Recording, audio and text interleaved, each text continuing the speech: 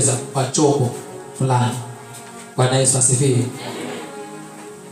Katika maisha ya Mkristo ni muhimu uweze kutambua time and season, wakati na majira. Ni muhimu Mkristo uweze kutambua wakati na majira. Wakati na majira ni vitu viwili tofauti. Nimesema naongea points mbalimbali. Point number 1 ni kutambua wakati na majira. Wakati na majira. Wakati kwa wingi inaitwa nyakati. Kwa Biblia kuna kitabu kinaitwa Mambo ya Nyakati. Bwana Yesu asifiwe. Mambo ya Nyakati ni mambo ya nyakati, inamaanisha nyakati fulani zilizopita ama nyakati fulani zijazo. Mambo ya nyakati kwa Biblia. Na tunaposema nyakati tunaweza tukasimulia kizungu ya kwamba ni season. Bwana Yesu asifiwe. Season na majira sasa ni ile time, saa. Kwa Biblia kuna mahali kwenye kisima cha Bethsaida, maandiko yanasema kwamba birika lile lilikuwa na matao 5. Na maandiko yanasema kwamba kulikuwa na wakati ambapo alikuwa malaika anashuka kutibua yale maji. Na ilikuwa kila wakati maji yakitibuliwa, yule anayepenya wa kwanza alikuwa anapona.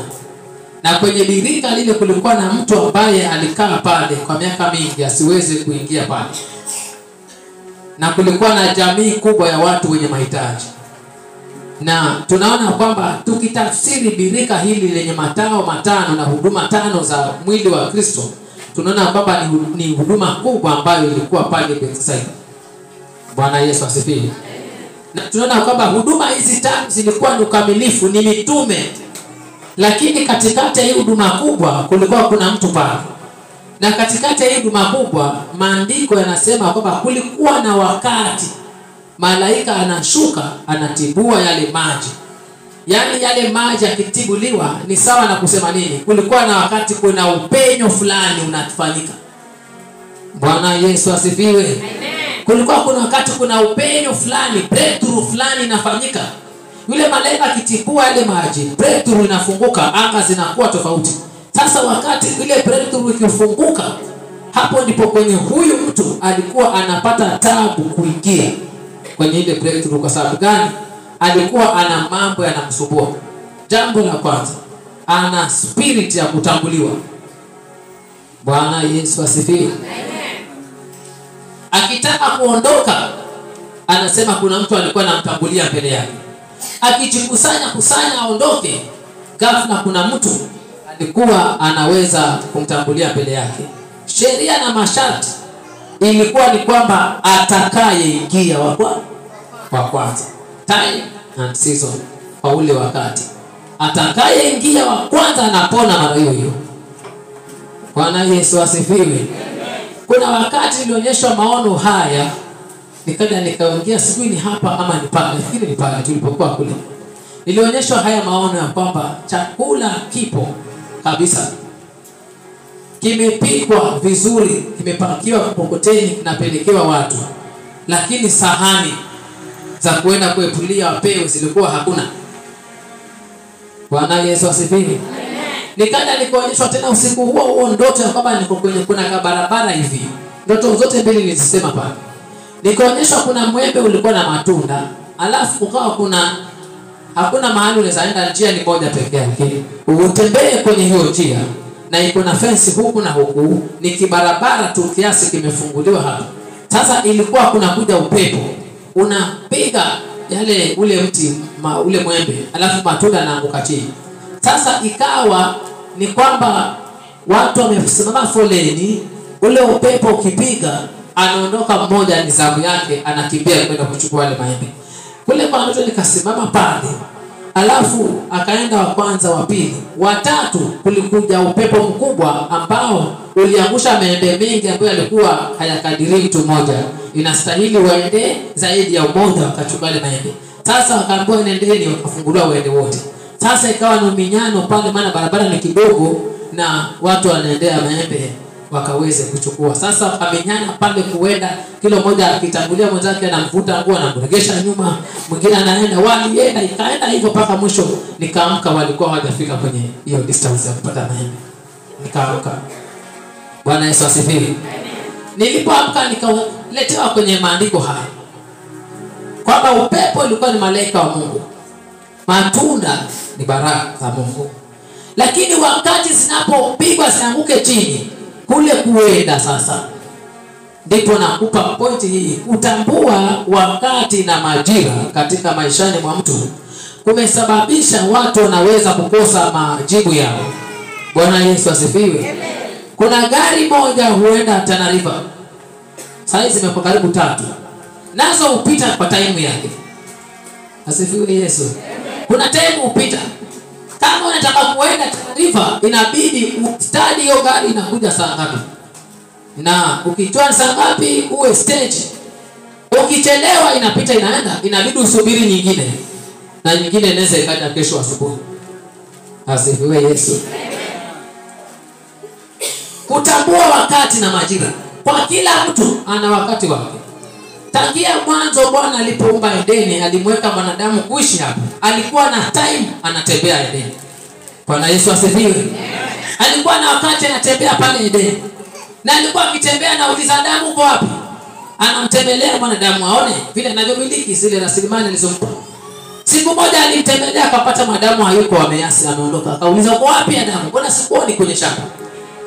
Huyu mwanamke amenidanganya. Bwana Yesu asifiwe. Kuna wakati hata leo Mungu hutembelea watu. Kuna wakati hata leo Bwana hutembelea watu. Na katika kutembelea kwake utashangaa. Ndio maana nimesema katika pointi zangu hapa nitakupatia pointi nyingine, nitakurudia kwenye pointi hii nikufundisha. Inabidi Mkristo aweze kutambua wakati na majira na kuwa na macho ya rohoni, kwa sababu Bwana vile ambavyo unafikiria atakutembelea sivyo ambavyo atakujilia. Bwana Yesu asifiwe. Mtu mmoja akamwambia Bwana, ninakuomba nikuone, unitembelee tu kwa nyumba yako. Naomba tu nitembelee kwa nyumba yako. Bwana akasikia hayo maombi, maana Mungu wetu halali. Aliposikia hayo maombi, alipolala usiku, akatokewa na mtu mweupe akaambiwa kesho masaa ya saa 10 nitakutembelea. Akasema asante Bwana Mungu, kumbe ulikuwa umenisikia. Akamshukuru Bwana pamoja na mzee wake, alafu akamaliza akamwambia mume wake kwamba nimesikia sauti kinambia Bwana atatutembelea kesho. Kwa hivyo tuamke mapema tujitayarishe.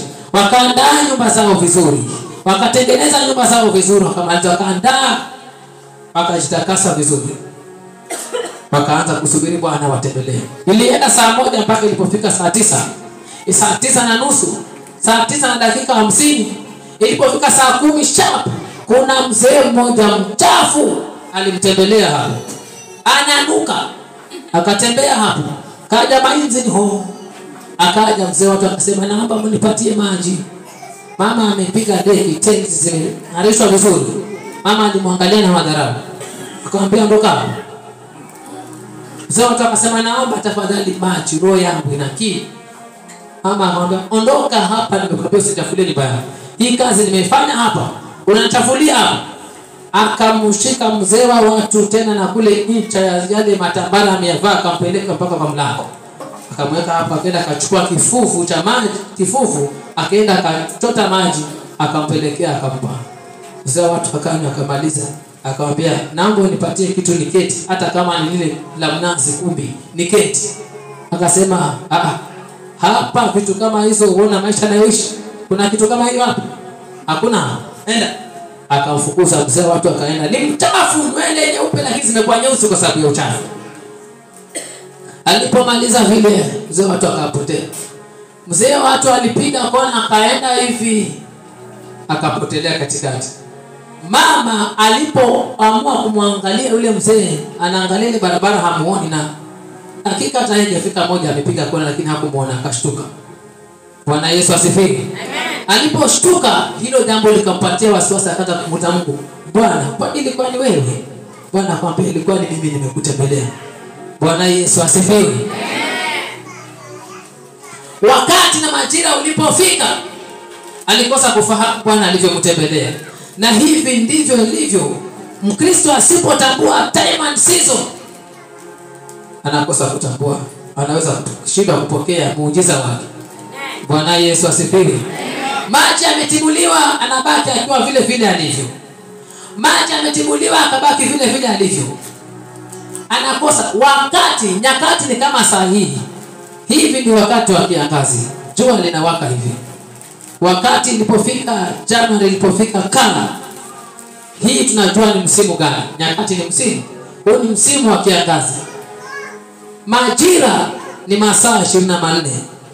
Ikifika ni saa 1 na dakika fulani, kuna kusudi la kitu kutendeka.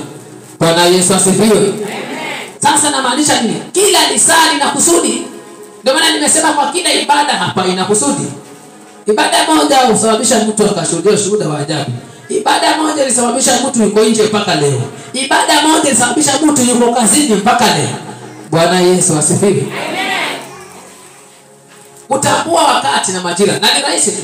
Utatambuaje? Ni rahisi tu. Wakati unapoona maisha yako si mazuri, na katika kule kutokuwa uzuri wake ni kwamba ni jambo linarejeleana mara mbili, umepigiwa alama ya kwamba siku nzuri katika ulimwengu wa roho. Bwana Yesu asifiwe.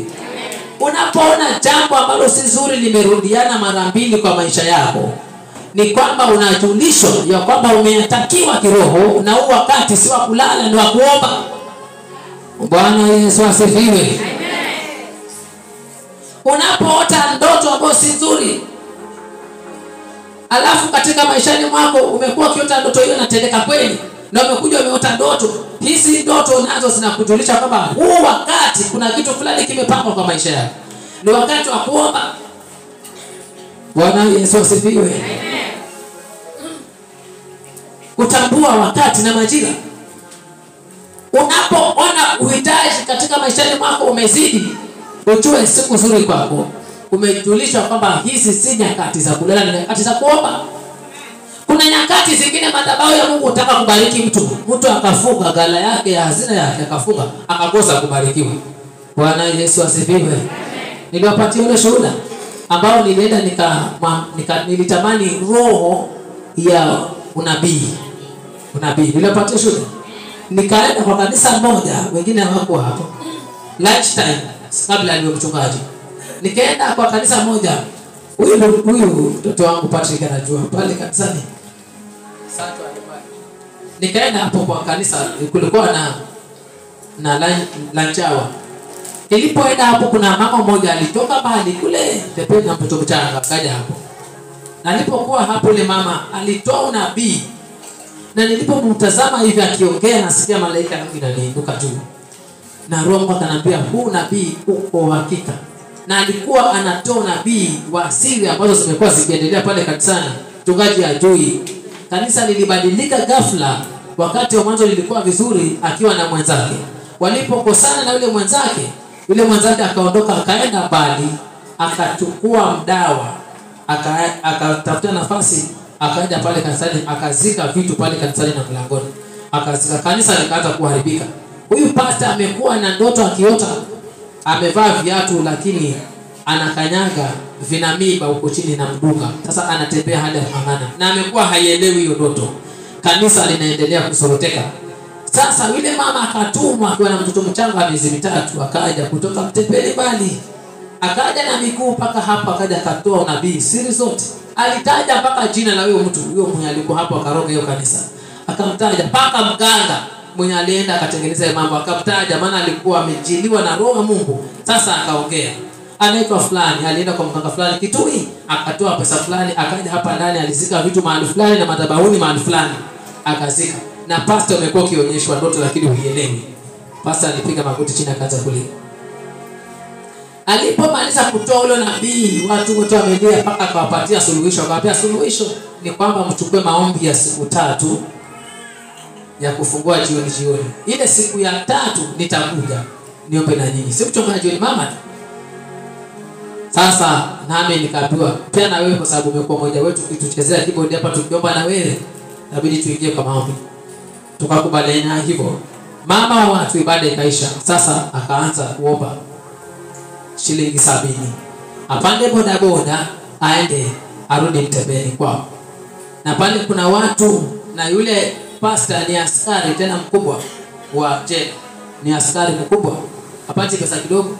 Hata kizidi nafikiri akona gari nafikiri. Ama si yake ile gari. Akona gari. Mama wa watu anaomba 70 apande boda twende Mtembeni. Hilo moja sina. Na kuna watu paka wengine ni maagent wa kuuza pesa hapo, lakini sina. Wakanyamaza si. Na mimi wakati huo nimechezea keyboard, nimemaliza pale, nilikuwa na shilingi 200, nimetoka nimemwaga mama yangu naenda kununua mboga naja. Nikawa niko nayo kwa mfuko. Nikasikia Roho Mungu akiniambia nenda ukatapu hiyo anointing ya unabii.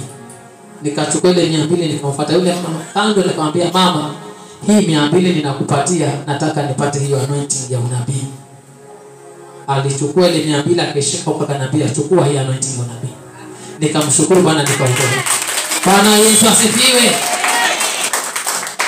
Nilipoondoka hapo, nilienda nyumbani nikalala siku ya kwanza, siku ya pili nikaonyeshwa ndoto, nikaletewa shati 5 mpaka haya mavazi nililetewa kwa ndoto 5 ambapo chukua utaendea kanisani. Na nilikuwa sijakuwa mchungaji hapo. Bwana Yesu asifiwe. Tangia siku hiyo kila kitu kimtamkia mtu kinaenda kinafanyika. Asifiwe Yesu. Maana hiyo roho ilinuka. Mtu akiongea ndoto yake na naijua maana yake, nikitaka atakwambia, nisipotaka sikwambii. Lakini ukiongea na ndoto ndoto inamaanisha hivi na kwa maisha yako kunaendelea haya. Sema kweli ama uongo, anakwambia ni kweli. Bwana Yesu asifiwe. Kwa sababu ile wakati ambapo akiitisha ya kwamba nipatieni fedha, ilikuwa ni hazina mbingu imefunguka mtu apate kubarikiwa, wakafunga mifuko yao. Walibaki dry mpaka leo. Asifiwe Yesu. Sijui kama unanipata. Kuna time mbingu inahitaji kitu. Funguka macho uelewe. La sivyo unapitwa basi na tena riva unabaki mtu hapa. Asifiwe Yesu. Sijui kama unanipata. Kuna wakati tambua mambo ya Mungu ni fumbo. Roho Mungu akupe hekima ya kufungua fumbo. Kuna wakati Roho Mungu anafungua kana hazina zake za mbinguni. Anataka uhitaji wa fedha, si nguvu za Mungu akuponya, anataka fedha. Na wewe hapo ndo unasema pesa yangu nipeleke wapi? Mungu anasema mwanangu huyo utabaki alivyo. Na uzuri mbingu zikija zinapita kama upepo. Kama ulikuwa alert unabebwa na hizo nguvu. Kama haukuwa alert unabaki vile ulivyo. Ndiposa huyu mama alikuwa hayupo alert. Maji yanatibuliwa yanabaki na jikusanya. Slow. Asifiwe Yesu. Kuna wale watu wako pole pole. Mama huyu anajikusanya, sisi kama alikuwa na kilo ngapi wewe? Anajikusanya kitabu inuke mguu mmoja watu washapita 3. Shawana watu kama mama. Ni hana uzito ni mwembamba lakini kuinuka ni shida. Sasa nikaambia watu inukeni hapa, kuna mwingine tabaki chini. Asifiwe Yesu. Bwana asifiwe. Sasa huyu mama alikuwa hivyo. Hata si ajabu alikuwa hapo mbele. Lakini kuinuka ni shaka. Wakati umefika anajikusanya. Kutambua wakati na majira. Bwana Yesu asifiwe. Wale ndugu zetu Waislamu wao wana mmoja alikuwa ananiambia kwamba kuna wakati mbingu hushuka chini na hiyo siku utasikia kila kitu kimenyamaza kimya. Huwa wakati kuna malaika wameshuka chini huko kwa wakitembea. Utasikia hata kama ni watu walikuwa na shughuli, pengine kuna siku nyingine kuna mabodaboda yanapita. Lakini hiyo siku hutasikia bodaboda sikipita nyingi, utasikia kimya. Mshaye notice kitu kama hiyo? Bwana asifiwe. Kuna nyamaza zi hata pikipiki ipiti usiku, lakini si mchana, usiku. Kuna nyamaza zi. Wanasema wa mbingu zimeshuka chini. Na mimi nishaye notice kitu kama hiyo. Bwana Yesu asifiwe. Ile sababu ya kwamba ukiamka usiku ukitaka kuomba kuna mambo unakuwa na shida kuomba tala mtazizima, ni kwamba huwa pepo anatambua kwamba huu wakati Mkristo akiomba kubeba nguvu za kuvunja madhabahu.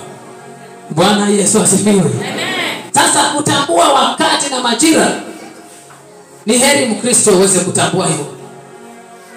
Bwana Yesu asifiwe. Amen. Na mwingine anaweza kamba twende sahihi kuna ibada kule. Sitaenda wewe. Na ni mgonjwa. Kumbe huo wakati umepanga uende ukapone. Kumbe hiyo Jumapili umepangiwa uende ukafunguke, lakini utapewa safari. Hii ndio maana unaona katika Biblia ni kwamba yeyote anayetaka kumuona Mungu, huo wakati ulipofika ulikuwa na shida. Bwana Yesu asifiwe. Amen. Twende pole pole. Wakati Elia alipomwambia Elisha, ukiniona ninavyopaa utapokea. Alipewa kile kibarua, ukiniona. So umeomba nikupe roho yangu maradufu. It's okay, maana nimekuambia mwenyewe, omba lolote. Lakini ukiniona ninavyopaa utapokea. Akapewa kazi ya kumchunguza mpaka muone ninavyopaa. Alipofikia wakati wa kuchukuliwa, akingangana muone ule upepo ambao ulikuwa unatembea pale, haukumsaza Elisha. Ulimtupa kule, ukimtupa kule, lakini alingangana aone hivyo hivyo. Na alingangana mpaka mwisho, alienda kashika mahali akatulia tuli mpaka ndo akamwona ndo yule. Bwana Yesu asifiwe. Amen. Unapata ufunuo? Ule wakati ambapo ungepokea kitu huwa si rahisi, kwa sababu hata pepo zenyewe huwa zinajua ya kwamba wakati fulani mtu fulani kuna kitu anaenda kukipokea. Tukimwachilia akifika pale anafunguliwa. Kwa hiyo la kufanya ni nini? Tusimwachilie. Ndio maana wengi ushuka kuja kanisani kwa sababu anajua akifika hapo kwa mlango ni kufunguliwa. Bwana Yesu asifiwe. Sasa naye pepo humpoteza ile hama kwenda kanisani. Ifika Jumapili anatoa nguo, anafua. Kwa nini ukuja kanisani? Nilikuwa na dobi wewe. Jue. Bwana Yesu asifiwe. Ilikuwa nimetembelewa na wageni. Yaani wokovu wako unazuiliwa na mgeni. Yesu angeshuka siku hiyo angepatikana wapi? Bwana Yesu asifiwe. Point number 2. Kitabu cha Wafalme wa kwanza. Si ya kwanza umeandika? Point ya kwanza umeandika, utambua wakati na majira katika maishani mwako. Utambua wakati na majira. Kuna wakati unakuja anataka dhabihu yako, na hata uenda kwa uko nayo mfukoni. Kuna wakati napatia ushuhuda, nikwambia Roho wa Mungu ananiambia nenda Mwatundo uende ukasimame na kile ambacho utaenda kukiona pale kilicho na hitirafia. Wakati huo amenambia, ilikuwa sini Jumatano hapo. Ni wakati huo ilikuwa nasubiri mshahara ufike. Mshahara uliingia Jumamosi. Nikafanya mahesabu kila kitu, nikabaki na pesa ya kulipa nyumba peke yake. Alafu nimeambiwa Sunday niende Mwatundo, nikasimame na ile hitilafia nitakayoniona hapo. Nikasema Mungu wangu. Nikaenda kumwambia Reverend Mamine namba ruhusa niende Mwatundo, akaniambia kama ni Bwana amekwambia nenda. Nikaenda. Kwa mfuko niko na shilingi 500 za kulipa nyumba. Bwana Yesu asifiwe. Lakini Bwana amesema wakati huo. Nikaenda. Nilipofika pale nikaanza kuangalia, macho ya tulia. Maana umetumwa na Mungu, napeleleza nikiangalia ukuta ni mabati.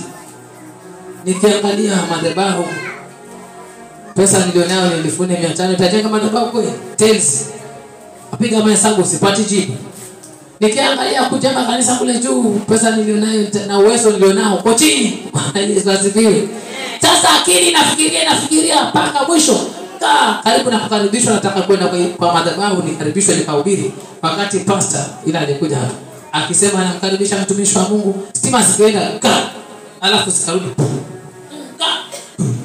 Akasema kanisa niliwaambia kwamba tuchange tununue ile power grid, lakini sasa miezi ni 5 haijatoka pesa, ni 1200. Nikasikia roho kama ni 1200 hiyo hata initishi kitu, maana niko na 1500 kwa mfuko. Asifiwe Yesu. Kuna watu wagumu wana shida ikifika wakati huo.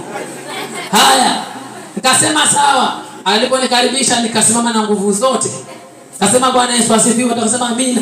Nikasema nimekuja mahali hapa sikuja kuhubiri, nimetumwa na Bwana na ujasiri, maana najua pesa na uwezo wa kuitoa. Asifiwe Yesu. Nikasema wacha nifanye kile Bwana amenituma kwanza. Pastor yuko wapi? Nikauliza ujasiri na namjua yuko hapo. Nikauliza yuko wapi? Pastor akasimama.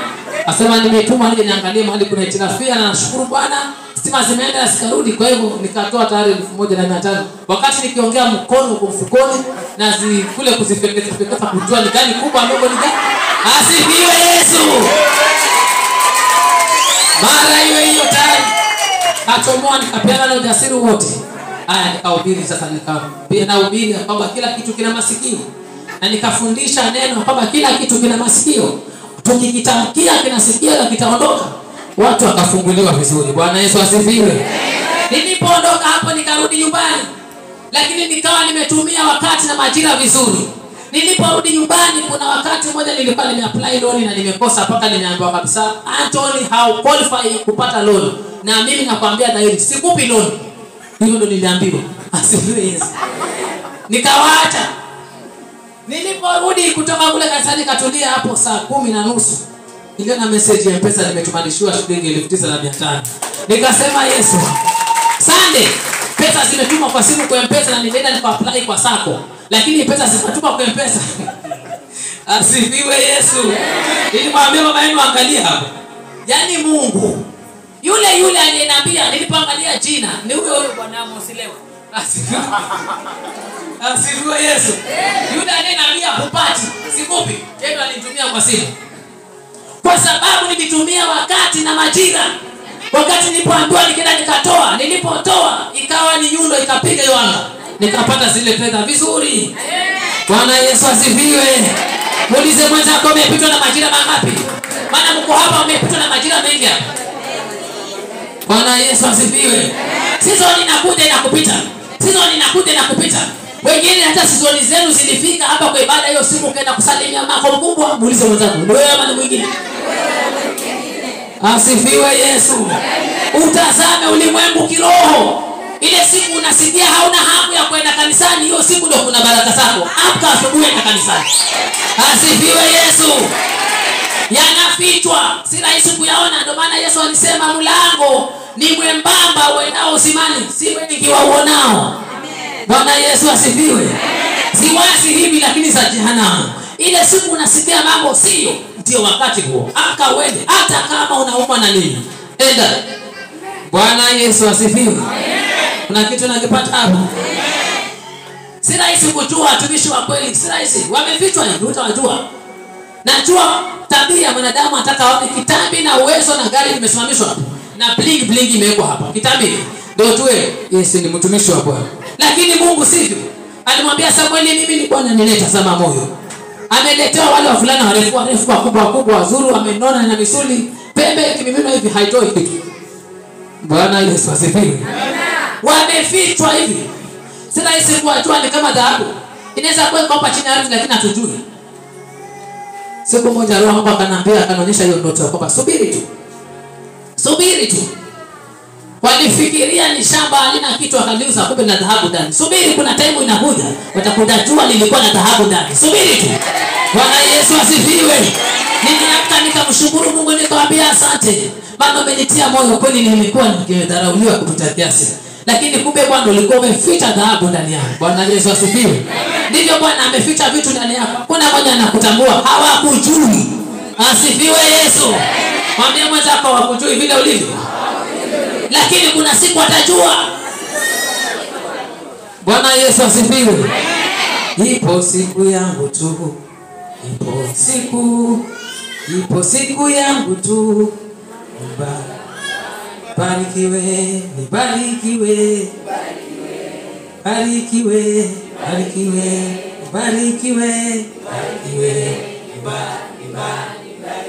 Bwana Yesu asifiwe.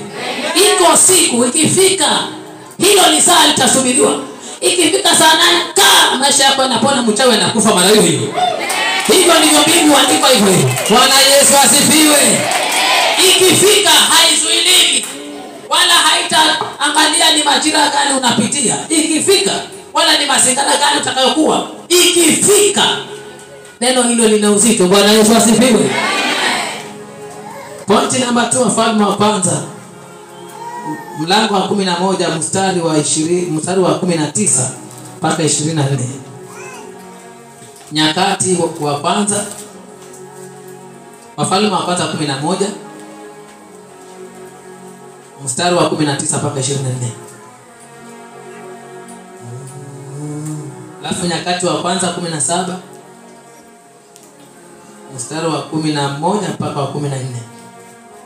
Ukipata wanaweza ukanisomea kitabu kimoja hapo. Maana niko na vitabu kadhaa hapo. kila pointi iko na kitabu. Alafu Mwanzo 26, 24 na 25. Unaweza ukaanza kusoma kama ni Nyakati wa kwanza hiyo 17 mstari wa 11 mpaka 14. Kiwa umepata unaweza ukasoma. Pointi hii hapo naongea ni kwamba utaandika hii pointi hii. Thamini wokovu ulio nao sasa, maana ni madhabahu. Utaandika hiyo pointi namba 2.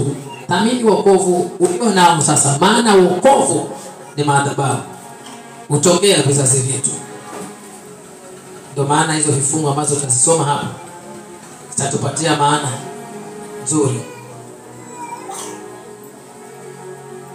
Hakuna wenye amefika hapa. Haya, soma. Wafalme wa kwanza 11. Anasoma tayari huyo. Chukua microphone. Maana inachukuliwa hapa. Tuamini na kusoma. Hadadi akapendeza sana machoni pa Farao, hata akamoza umbu la mkewe, umbu la Tapenesi aliyekuwa malkia. 20. Naye huyo umbu la Tapenesi akamzalia Gelubati mwanawe, ambaye Tapenesi alimlea nyumbani mwa Farao. Naye Gelibati akawako nyumbani mwa Farao pamoja na wana wa Farao. 21. Naye Hadadi aliposikia huko Misri ya kuwa Daudi amelala na babaze, na Yoabu jemedari wa jeshi amekufa, Hadadi akamwambia Farao, unipe ruhusa niende mpaka nchi yangu. 22. Farao akamwambia, umekosa nini kwangu, hata tazama unatafuta kuirudia nchi yako? Akajibu, hakuna, lakini unipe ruhusa tu. 23. Tena Mungu akamwondokeshea adui mwingine, Rezoni mwana wa Eliada, aliyemkimbia bwana wake Hadadezeri mfalme wa Soba. 24. Naye akakusanya watu, akawa mkuu wa jeshi. Hapo Daudi alipowaua hao watu wa Soba, wakaenda Dameski, wakakaa humo na kumiliki huko Dameski. 25. 24 pekee. Umesoma 24? Amen. Nenda kwenye Nyakati wa kwanza 17 mstari wa 11 mpaka 14. Nasoma vifungu zote hizo, nikiongea tunaongea kwa pamoja. Saidi. Na baadhi ya Wafilisti walimletea Yehoshafati zawadi na fedha ya kodi. Warabu nao wakamletea makundi kondoo waume 7,700 na mabeberu 7,700. Ukuu wake Yehoshafati ukazidi sana, akajenga katika Yuda ngome na miji ya hazina. Naye alikuwa na kazi nyingi katika miji ya Yuda na watu. Hiyo ni kitabu gani?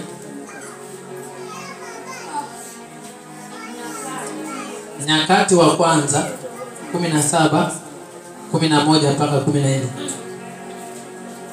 Haujafika, wacha nisome. Hata itakuwa siku zako zitakapotimia, uende na babazo, nitainua mzao wako nyumba yako, atakaye kuwa wa wana wako, nami nitaufanya imara ufalme wake. Yeye ndiye atakaye nijengea nyumba, nami nitakifanya imara la kiti cha enzi cha ufalme wake milele. Nitakuwa baba yake, naye atakuwa mwanangu. Wala sitamuondolea fadhili zangu kama nilivyomwondolea yeye aliyekuwa kabla yako, ila nitamstarehesha katika nyumba yangu na katika ufalme wangu milele, na kiti chake cha enzi kitathibitishwa milele. Amen. Kuna mwenye amefika Mwanzo 26 na mstari wa 24, takuelezea hiyo. Wacha tuanze hapa kwa Hadadi. Bwana Yesu asifiwe. Hadadi alikuwa amependwa na Farao na alikuwa rafiki wa Farao. Na Farao ndiye mwenye alitesa wana wa Israeli. Na maandiko hapa yanatuambia kwamba zamani zile, wakati Israeli walikuwa kiwa mfalme ni Daudi akipigana vita na kushinda, Hadadi alikuwa kwa Farao. Hakuwa anapendezwa na Daudi. Aliposikia ya kwamba Daudi amelala amekufa, alimwambia Farao, nipe ruhusa sasa nende nyumbani. Bwana Yesu asifiwe. Alimwambia nipe ruhusa sasa nende nyumbani. Ilikuwa lengo lake na aende sasa kuangamiza Israeli. Lakini sasa hakuweza kuangamiza Israeli kwa sababu gani? Mungu aliyekuwa na Daudi. Bwana Yesu asifiwe. Mungu aliyekuwa na Daudi. Pointi hii ni kwamba thamini wokovu ulio nao sasa, maana wokovu ni madhabahu vile vile hutokea vizazi vyetu. Bwana Yesu asifiwe.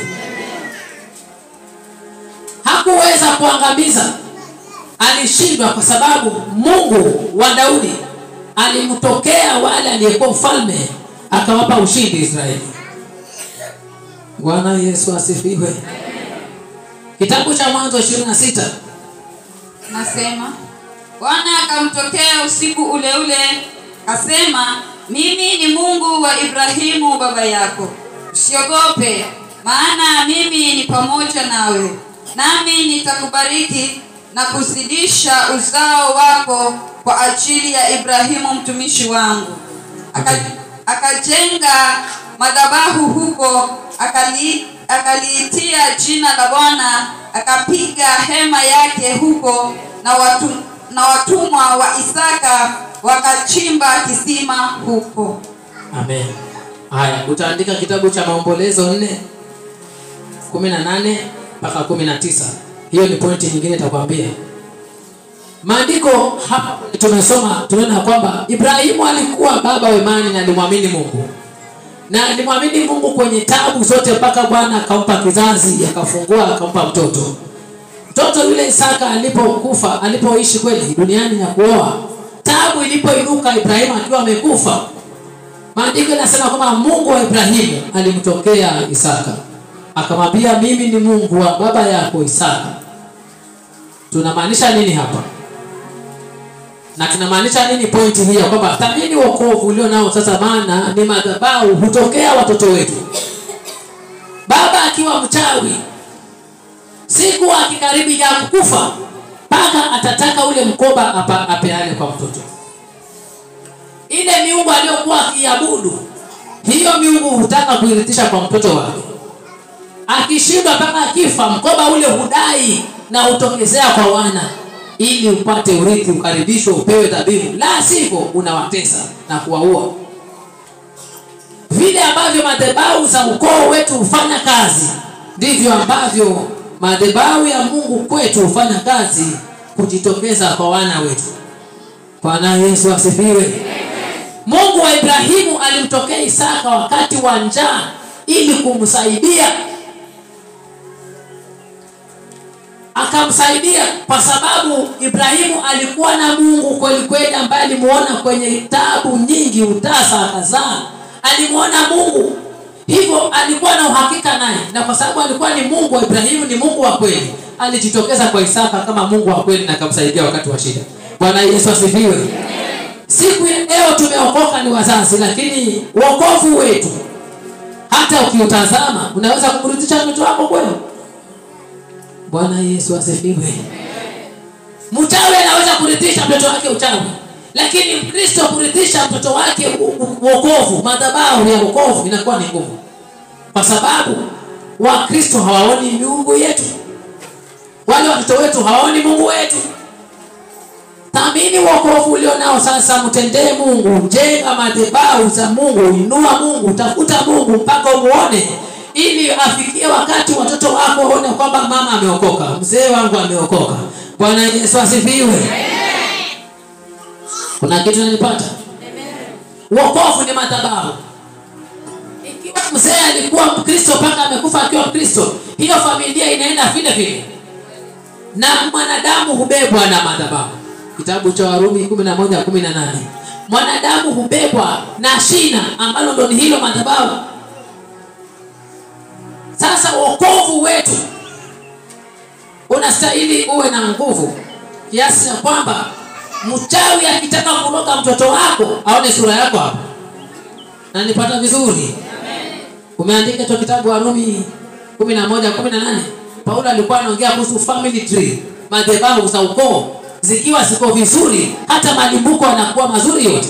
Ndivyo ilivyo Ukristo wetu ukiwa mzuri, watoto wetu wataheshimu Mungu wetu, na yule Mungu wetu atajitokeza kwa watoto wetu. Bwana Yesu asifiwe. Maana ukiomba, unajua ilifikia mahali Ibrahimu aliwaambia mtumwa wake, "Enenda ukanitafutie mkasa mwana wangu huko." Mshasoma hapo mahali? Yule mtumwa akasema, "Nitaendaje huko?" Akamwambia, "Weka mkono wako hapo pajani nikuapie kwa Mungu wangu. Utaenda na utarudi vizuri." Alikuwa na uhakika na Mungu wake. Bwana Yesu asifiwe. Imestahili Mkristo kuwa na uhakika na Mungu wake kiasi kwamba awe anaweza kusema, "Yule Mungu ninayemwabudu ninaomba na mtoto wangu atafunguka hapa." Bwana Yesu asifiwe. Bwana asifiwe. Ukiwa moto wewe, moto utatambaa kwa watoto na kwa mume wako. Na mume wako siku moja ataokoka. Kwa sababu maandiko yanasemaje? Mume utakasika kupitia kwa mkewe, na mke utakasika kupitia kwa mumewe. Sasa ukiwa fire vizuri, wokovu uko vizuri, kila siku anapokusogelea anatakasika, kwa sababu mwili wako una nguvu za Mungu. Bwana Yesu asifiwe. Sasa ni wokovu wetu huo unaweza kurithishwa mtu. Asifiwe Yesu. Wokovu unaweza ukarithisha mtu. Kama kipawa Elisha alimwambia Elia, "Natamani unipe roho yako maradufu." Akarithishwa hiyo roho mara 2. Vile vile wokovu unaweza kurithisha mtu. Maana ni madhabahu. Bwana Yesu asifiwe. Urithi unaweza ukashikana na rafiki yako akawa na tabia mbaya, usipomweza kukurithisha tabia mbaya. Bwana Yesu asifiwe. Kama ulikuwa ufai malongi, unashikana na rafiki yako anavaa malongi na wewe ni mama, usipokuwa na nguvu unaona vaa malongi na wewe, unaingia kwenye anga hiyo hiyo. Bwana Yesu asifiwe. Hapo hata unafunga masikio hata kujua mwili wako uko vipi, unavaa longi hivyo hivyo, maana umezidiwa nguvu. Asifiwe Yesu. Wokovu ni kipawa. Ukishikana na mwizi, usipomzidi anakuridhisha vitu. Mungu wa Ibrahimu akamtokea Isaka, akamwambia, "Ni mimi Mungu wa baba yako Ibrahimu." Hiyo ni madhabahu ya Ibrahimu ilimtokea Isaka. Bwana Yesu asifiwe. Wengi wetu tunatokea na madhabahu za kwetu, maana za miungu ndo zinatutesa. Ukisikia vunja madhabahu, vunja madhabahu. Kwa sababu hizi madhabahu hutokea watu. Unaweza isikutokee kwa ugonjwa, kafika anga yako. Kila utakalolifanya hadieni. Maisha yako ni mahangaiko. Ukianza kuombewa pepo itoke, wanaanza kulipa wakisema, "Sasa huyu aende wapi? Huyu anataka ajenge, aende wapi? Ajenge wapi?" Bwana Yesu asifiwe. Wokovu ni kipawa. Daudi alimtumikia Mungu. Na katika kumtumikia Mungu, Mungu alipendezwa na yeye. Paka Daudi akasema kwamba, "Si wewe utakayenijengea nyumba, lakini mtoto wako atanijengea nyumba, nami nitamstarehesha." Bwana Yesu asifiwe. Mungu anamwambia Ibrahimu, "Nimepigana vita na wewe nyingi, nimemwaga damu kwa mikono yako. Sasa hautanijengea madhabahu, lakini mtoto wako." Na akasema, "Hata akikosa nitamwadhibu kidogo kama baba." Hata muadhibu kumwangamiza. Kwa sababu gani? Ya Daudi. Bwana Yesu asifiwe. Kuna watu mpaka leo matendo yao yanasababisha watoto wao wanateseka. Maana yale matendo yao inasababisha Mungu anapiga watoto. Bwana Yesu asifiwe. Yale matendo ya wazazi yanachapa watoto. Mungu anapiga wale watoto kama Daudi. Alipofanya uasi tu, Mungu alimwambia nimekusamehe maana umefunga siku 3, lakini nitaadhibu mtoto wako. Na mtoto wake akashikwa na ugonjwa, akafunga siku 3 akiomba, mtoto akafa hivyo hivyo. Kuna matendo ya wazazi inatesa watoto mpaka leo. Bwana Yesu asifiwe. Huu ni wakati utengeneze maisha yako na wokovu wako tofauti, ili kwamba mbingu itazame maisha yako tofauti na kizazi chako tofauti. Bwana Yesu asifiwe. Maana ni kipawa huridhishwa. Unaweza ukarithi anointing hapa, kama vile nilivyowaambia kwamba ukiwa chini ya madhabahu yenye iko na healing gift, iko na kipawa cha uponyaji, na ukiwa chini ya madhabahu hiyo, ukienda ukiambia mtu mwenye shida ya kichwa, mwambie pona katika jina la Yesu, unapona mara hiyo hiyo, kwa sababu uko chini ya mwavuli wa kipawa cha uponyaji. Bwana Yesu asifiwe. Wangapi washajaribu hivyo wakaona mtu akifunguka? Unamtamkia tu funguka katika jina la Yesu na anafunguliwa. Kwa sababu mwavuli unaabudu nao una anointing ya uponyaji. Sasa kila siku ukiingia hapa, ule uwepo unatembea hapa ni uponyaji. Bwana Yesu asifiwe. Hivyo ndivyo ilivyo. Baba hata wa kiroho akiwa na anointing fulani ndani ya maishani mwake, anaweza akaisupply kwako na ikapenya. Unaweza ukamuomba akakupa, na unaweza usimuombe, lakini kwa sababu ya mambo fulani hivi kiroho, anointing huja kiroho. Asifiwe Yesu. Bwana asifiwe. Unaweza ukatenda jambo ile na anointing ikapenya kwako. Bwana Yesu asifiwe. Si nimetangulia kupatia shuhuda. Nilimwambia ile mama nataka hiyo anointing. Akaniambia chukua mwanangu. Nilibeba na hiyo anointing katoka nayo. Hata sikuchukua namba yake ya simu. Yaani nilichukua imani aliponiambia chukua mkono mtupu, nitazama kiroho kama mkono hiyo. Nikasikia malaika imeshuka. Bwana Yesu asifiwe. Anointing inaweza ikatembea hivyo. Na anointing iko rohoni. Point number 4. Bwana Yesu asifiwe. Amen. Kitabu cha Maombolezo 4 mstari wa 18. Nitasoma na 19. Wanatuvizia hatua zetu, hata hatuwezi kwenda katika njia zetu. Mwisho wetu umekaribia, siku zetu zimetimia, maana mwisho wetu umefika. Waliotufuatia ni wepesi kuliko tai za mbinguni. Hao walitufuatia milimani, nao walituotea jangwani. Amen. Bwana Yesu asifiwe. Amen. Andika pointi ya kwamba kuna maroho huvizia hatua za mtu. Kuna maroho huvizia hatua za mtu. Tumeambiwa kwa maandiko, wanatuvizia hatua zetu hata hatuwezi enda mbele. Kuna maroho hukwamisha hatua za mtu. Kazi, biashara, kuinuka kimaisha, afya, ndoa, kizazi, elimu, usafiri kwenda nje, kuolewa kama kijana. Mwanadamu ana hatua ambazo akizaliwa hupanda hatua baada ya hatua. Na kuna maroho huvizia hizo hatua. Kama roho anavuzia hatua, inamaanisha utazama mtu hivi. Hata hizi madhabahu za ukoo na wale wachawi walio jirani zetu wanaangalia yule anayekujua vizuri, ukitoka ukaenda kazini na kurudi, yeye ndiye ambaye hukuvizia hatua zako.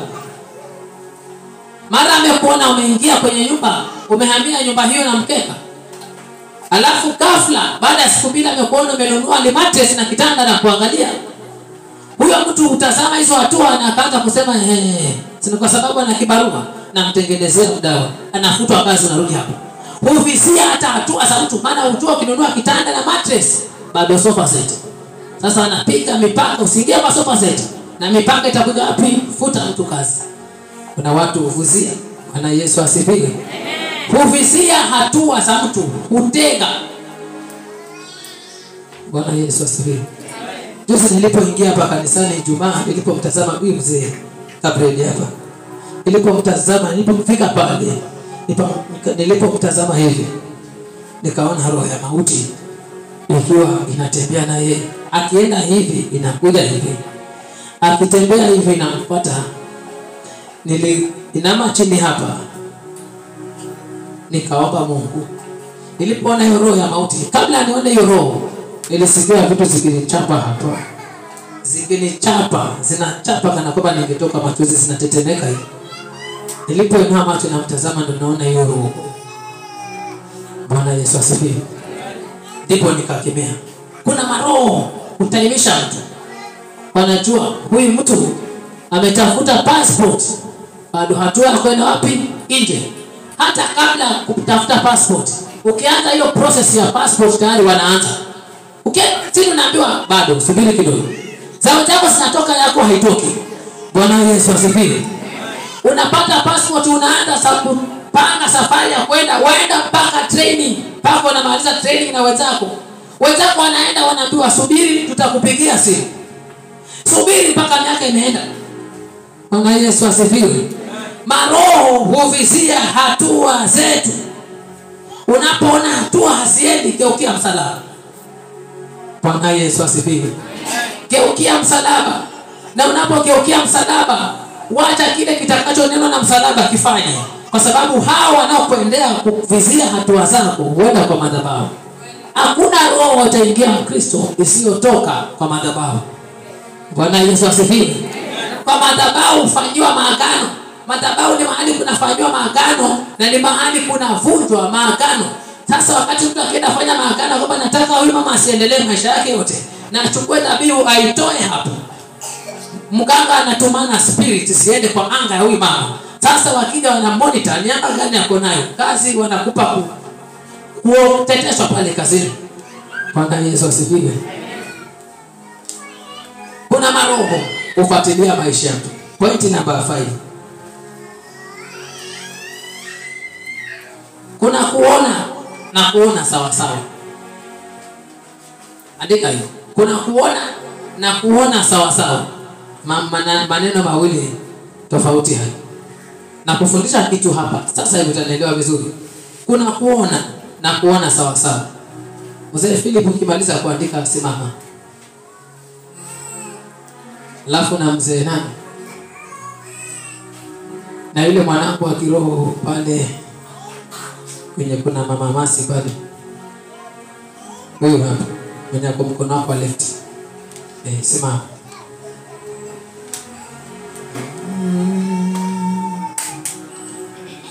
Mama anawe simama.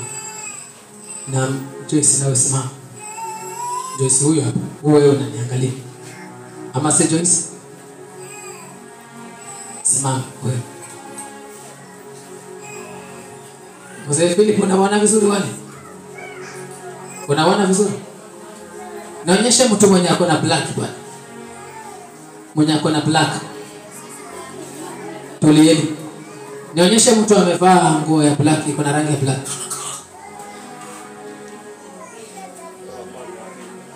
Wa kwanza na wa pili. Bwana Yesu asifiwe. Mnanisikia vizuri? Kweli makini hapa. Kuna kuona na kuona sawa sawa. Ameonyesha mwenye amevaa black ambaye anaongea black. Sawa. Simama hivyo hivyo. Mama anionyeshe mwenye amevaa nguo za black kati ya hao wenye wamesimama wote watatu. Huyo hapo. Na wewe nionyeshe mwenye amevaa nguo ya black kati ya hao watatu. Ni wewe. Simameni hivyo hivyo. Bwana Yesu asifiwe. Mwangalieni mzee Philip. Amevaa tu za rangi gani? Haya, keti. Napata ufunuo? Bado hamtapata ufunuo. Kuna kuona na kuona sawa sawa. Amevaa nguo gani? Lakini ameonyesha nani amevaa nguo ya black. Ameona yake? Mmenipata vizuri? Kuna kuona na kuona sawa sawa. Hiyo ndio point imeandika hapo. Umepata ufunuo? Kuna kuona na kuona sawa sawa. Nimekupa huo mfano, alafu nikupe na mifano zaidi. Alafu uangalie maisha yako. Umeishi ukiona ama unaona sawa sawa? Macho kila mmoja anayoona. Lakini si wote wanaona sawa sawa. Bwana Yesu asifiwe. Ndio maana amevaa nguo ya black lakini ameenda kwa mwenzake, wewe ndio umevaa nguo ya black. Hii hapa haioni. Ya black. Asifiwe Yesu. Siko bali nilikuwa nafunza kitu ili upate kuelewa. Kuona na kuona sawa sawa. Kwanza unaona wewe mwenyewe umevaa nguo gani? ndio kianza kusema kwamba amevaa nguo ya black hii hapa na ile la rangi ya black, huyo mtu ameona sawa sawa. Lakini ambaye amevaa nguo ya black na anasema ile pale ndio black, Bwana Yesu asifiwe. Unanipata vizuri? Hii dunia ya leo kuna vitu unaweza ukaziona. Tunapotazama hapa kanisani kila mmoja anapaona, lakini kunao wanaona na kunao wanaona sawa sawa. Bwana Yesu asifiwe. Vile vile kiroho kunao wanaona na kunao wanaona sawa sawa. Unanipata vizuri? Yesu aliwauliza wanafunzi wake, akawaambia, watu huninena mimi ni nani? Ikawa ni kilo moja kutazama Yesu Kristo aone kama huyu mtu ni nani. Mmoja akasema wewe ni mmoja wa manabii wote. Petro akamtazama akasema wewe ni Kristo. Aliona kuwa ni Kristo, maana Mungu aliye hai. Wako na Kristo lakini si wote wanaona Kristo. Bwana Yesu asifiwe. Lakini wote ni wa Kristo. Lakini anayeona Kristo ni moja mmoja. Nafundisha mtu hapo. Bwana Yesu asifiwe. Kuna mtu ana pesa lakini mipango yake si mizuri, na mwingine hana pesa lakini mipango yake ni mizuri. Anaona na mwingine anaona sawa sawa. Bwana Yesu asifiwe.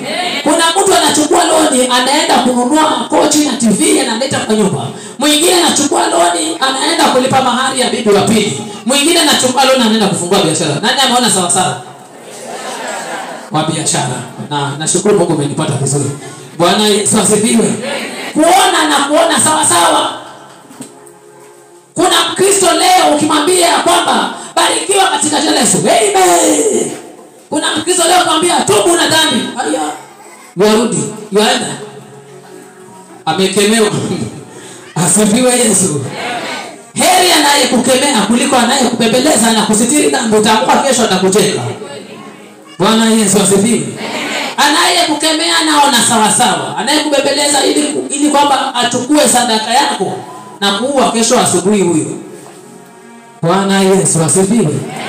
Kuona na kuona sawa sawa. Na unapopewa kuona sawa sawa, thibiti kuona kwako. Usije ukatumia kuona kwako ukaharibu huduma yako. Na nipata vizuri hapo? Bwana Yesu asifiwe. Elisha alikuwa na Elia. Walitembea. Walipotembea wawili, Elisha alimtazama Elia. Baada ya kuondoka Elia, Elisha alienda akachukua Gehazi. Gehazi hakuna kitu alitazama kwa Elisha. Alibaki vile alivyo, haoni kitu. Mzee Amani siku moja hapa alishuhudia kitu akasema, "Fungulieni macho muone kile kilicho kwa madhabahu." Mnakumbuka ushuhuda akishuhudia? Bwana Yesu asifiwe. Alitembea na Elisha alimustadi spiritually, akatamani, akaona roho isiyokuwa kawaida kwa Elia. Alipokuwa amearifiwa kwamba bwana wako yuenda kutwaliwa pale mbele, alimwambia nipe roho yako mara mbili. Akaambiwa niona navyopaa utachukua. Akapata ile roho. Gehazi alikuwa na Elisha, hakuna kitu anaona. Akizingirwa na macho yake haya ya simba anatazama, anamfuata Elisha. Tumewezwa leo. Kuna watu kwenye toka ule kawaona. Elisha anatoka nje, alipofika pale akamrudia Gehazi akamwambia, aliye juu yetu ni kuliko aliye juu yako. Gehazi bado macho anaangalia, haoni kitu. Elisha akasema, bwana wangu mfungue macho apate kuona. Akafunguliwa macho, akaona jeshi la farasi ambalo lilikuwa liko juu ya mtumishi wa Mungu. Si lenye limwazingira, lililo juu ya mtumishi wa Mungu. Bwana Yesu asifiwe. Ndipo akajua kwamba niko na security hapa. Tena baada ya hapo macho yake ya kiroho yakafungwa hivyo hivyo. Asifiwe Yesu. Yakazima. Yalipozima macho ya rohoni, mama amekuja amesema, bwana wangu mtoto uliyeniombea siku zile nikapata amekufa. Elisha akamwambia Gehazi, chukua fimbo nenda kamwekea mtoto atafufuka. Elisha alienda bibi yake baba akaangalia, maandiko yanasema hakuna kitu kilifanyika.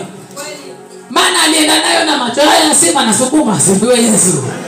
Hakuwa anajua kuna nani, lakini fimbo ile angepewa Elisha na Elia angeenda kafufua mtu. Bwana Yesu asifiwe. Mwambie mwenzako ukikaa na Elisha, kaa kama Elia.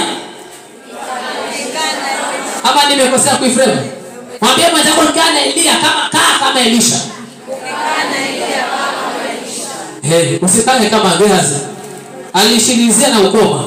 Yeye alikuwa anatazama sadaka tufikija na ziangalia doizi. Mtumishi wa Mungu amesema sina haja sadaka yako na amani. Nenda ukanawe kule mto Jordan mara 7 na utapona. Gehazi akaangalia yale mafurushi alibebwa na Naamani yakiwa kwa farasi. Akaangalia vizuri. Huyo anakataa dhabihu. Kapiga mahesabu ni mlango gani tatoka nao. Naamani alipoenda na nyuma akaenda wewe akasipata na huko. Kumbe mtumishi wa Mungu anamuona tu juu hivi. Alipoingia akamwambia muone uchukue kile bwana wako amekikataa. Sawa. Wakati huo Naamani amepona ukoma umeachwa wapi? Mto Jordan. Hebu mgeukie jirani yako. Bwana Yesu asifiwe. Mwambie sikiliza hii. Ukoma umeachwa Jordan. Na huyu mtu hapa anaambiwa na Elisha kwamba umeona uchukue kile bwana wako amekikataa. Sasa ule ukoma wa Naamani ukurudie kwa. Ukachotwa huko Jordan mpaka kwa maisha ya yule na Gehazi.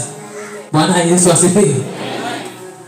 Kwa sababu huyu mtu alikuwa na vipawa lakini kuona. Mwambie mwenzako naona ama unaona sawa sawa. Bwana Yesu asifiwe. Na napatia mifano tuelewe. Mwenye kuona sawa sawa huwa ana ufunuo. Anaweza kukaa hapa akajua time hii ni time ya kwenda kuchukua jambo fulani, hii time ya kwenda kuchukua jambo fulani, hii time ya kwenda kufanya hivi. Hiyo ndio wakati wa kwenda kufanya hivi. Huo ndio wakati wa kwenda kufagia kanisa. Huyo mtu atatoka nyumbani na fagio, atakuja fagia hapa. Huyo mtu anaona sawa sawa. Bwana Yesu asifiwe. Mwenye kuona sawa sawa kikaa hivi anajua hapa mahali naona kuna hitaji, Bwana tusaidie tupate zaidi hapa. Bwana Yesu asifiwe. Nafundisha mtu. Mwenye kuona sawa sawa anajua Sunday school wanataabu hapa. Lakini hakuna hata mmoja amewahi kuona. Haya usijipigie makofi maana hakuna hata mmoja. Asifiwe Yesu. Mwenye kuona sawa sawa. Baba mzuri ni yule anayeona ya kwamba mama hakika pale kwa nyumba hakuna unga. Mama mzuri ni yule anayejua anaona sawa sawa kwa nyumba hakuna unga. Si ifike saa 3 usiku ndo hakuna unga. Ulikuwa kwa kitabu sahihi. Haoni? Asifiwe Yesu. Bwana Yesu asifiwe. Kuona sawa sawa. Unaweza ukawa na dhahabu. Na umeketi nayo hapo. Huyo mwenzako amekaa naye. Usifikirie wengine wako hivi hapa. Bwana Yesu asifiwe. Wengine wamebeba vitu hapo, wamekaa nao hapo. Si watu wa kawaida. Lakini mpaka upewe uwezo wa kuona sawa sawa. Bwana akupe kuona sawa sawa kuanzia leo. Maana kuna wengine wanapishana nao si wa kawaida. Bwana Yesu asifiwe. Kuna mmoja alipita akipelekwa na gari. Kui anapelekwa na gari anaenda na yeye ana interview. Akaenda vile kiwete kama njia ni nyembamba, anapelekwa na yeye anaharakisha aende kwa interview. Kiwete anasukuma polepole kwenye kile kigari. Alienda kwa kisukuma kutupa kale cha kiwete huko. Anatelewesha chini. Akaenda. Bio mpaka kwenye geti akagonga akatulia. Akaambiwa subirini manager anakuja. Bwana Yesu asifiwe. Subirini manager anakuja. Wakasubiri manager akakuja, ghafla geti kafunguliwa, kiwete kinaingizwa ndani. Ndio manager huyo. Manager akiingia pale ndani. Yule naye amekaa pale na dokumenti zake. Hakuna degree. Bwana Yesu asifiwe. Ilipofika wakati wa interview, yule hata alikuwa hana haja. Maana alipata jibu mara hiyo maana alipitishwa na hapo ile kiwete na kiwete akamjua ni yule amenitupa chini na huyu naye akajua ni yule kiwete amenitupa chini. Na akamwambia huyo ndo manager. Haya, si haina haja uende kwa interview. Hapo ni kufungua mlango uende na mapema. Asifiwe Yesu. Si wote wanapishana nao njia ni wa kawaida. Bwana Yesu asifiwe. Bwana Yesu asifiwe. Kuna kitu unajifunza?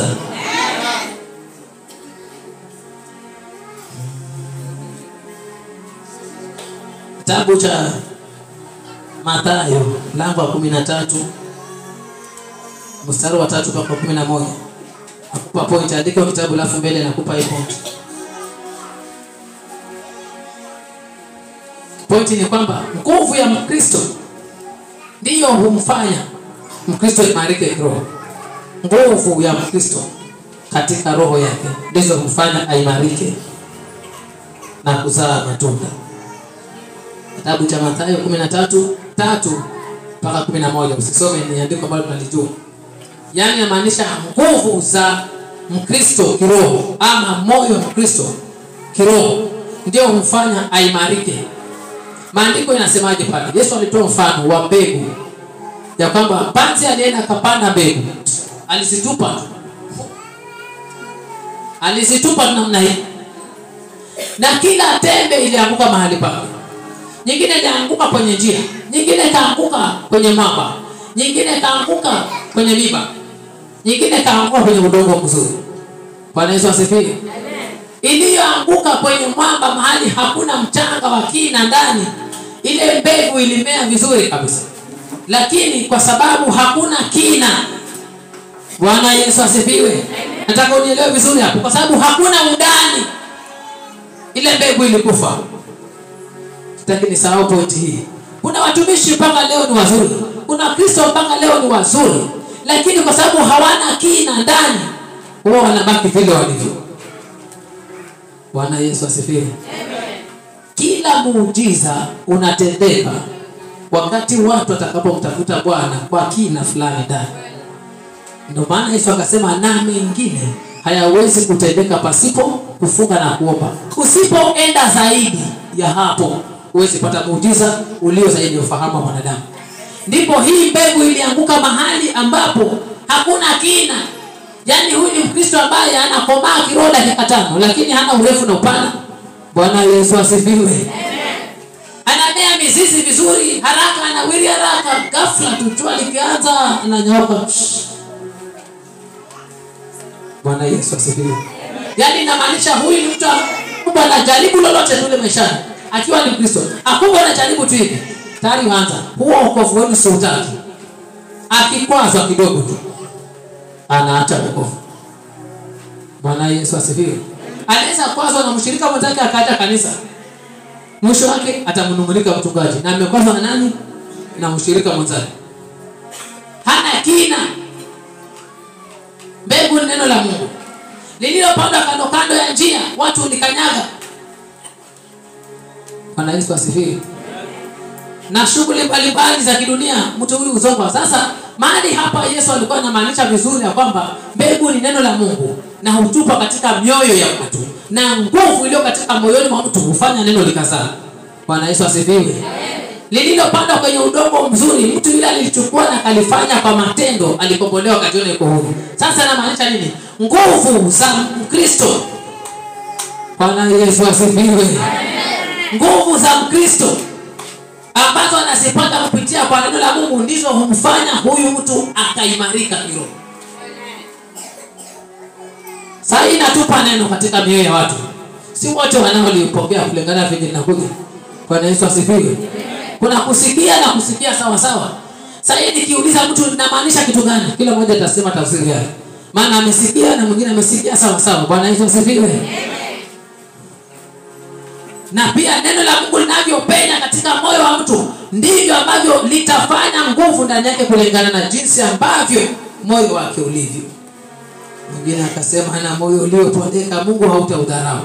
Moyo ule ambao umepondeka, ambao unasikia neno la Mungu na kulitenda, mtu yeyote anayetenda neno la Mungu huwa huru. Bwana Yesu asifiwe. Huwa huru maisha yake yote. Maana hata akiomba hakuna nafsi ya giza na mhukumu. Kuna wengine hukosa breakthrough ya maombi kwa sababu nguvu ya mioyo yao katika roho kulitenda neno ni shida.